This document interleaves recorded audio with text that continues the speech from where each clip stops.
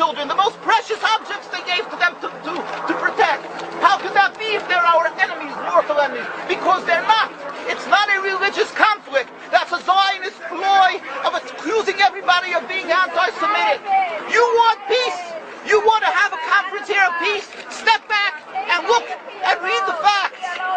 Not the facts that's been misconstrued by the Zionist propaganda. The facts that are realities. The facts on the ground. How we've been living for hundreds of years in Yemen, in Morocco, in Tunisia, in Palestine, in Egypt. What Arab land have not Jewish people been living together with Muslims without any human rights groups? Tell me what land the Jews did not live in harmony with the Muslims. In Iran, we have over 25,000 Jews there, thank God. Why? Because this is not a religious conflict. It's purely because of a political movement, a relatively new movement, which is antithetical, contradictory to the Jewish religion of thousands of years. Judaism is spirituality, a religion of compassion to emulate God. Zionism has been created 100 years ago by atheists, people who abhorred religion, who wanted to transform Judaism from religion to nationality, to a purely materialistic base, godless in its essence. That is not Judaism, and they have no right to use the name of Israel. They've usurped our name, they've stolen our symbols, and they've stolen our identity. And they are causing death and destruction, year in and year out. For over 50 years, death and bloodshed has not stopped because of a pure ideological belief called Zionism. They sacrifice on their idol bodies, human beings, hearts, souls. They rent, they've destructed houses, they've destructed people's lives. What can we do about this? Let's step back and think. There is a solution with God's help. If we would put away the politics, then we could know that we've been living and coexisting together. We most profusely apologize to the Muslims, to the Arabs, what has been done to them.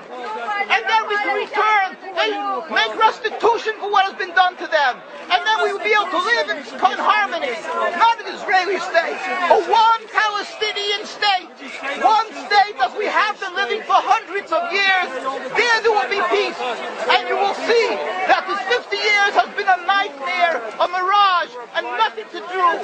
Pure fear-mongering, that's what Zionism does. It's panic, going into a theater and yelling, fire, fire, that's what Zionists do. We've been living with the Muslims. We've been living, yes, Ahmadinejad keeps on stating that he does not want to harm the Jews, but the Zionists keep on antagonizing them. Of course you don't, because you have an agenda.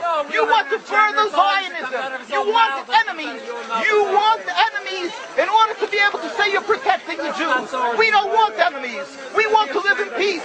We have been always living in peace with the Muslims, and we will, with God's help, continue to live with them in peace. We implore the participants in this conference, read, step back, study the history truthfully, and see what the true Jewish voice is of hundreds of thousands of Jews who are still true to their religion, whether they're living in Jerusalem, whether they're living in New York. What do these Jews in Williamsburg section of Brooklyn, hundreds of thousands of Jews who are the most God-fearing in the community, why are they all opposed to the state of Israel? Why is that one Israeli flag in Williamsburg, Brooklyn?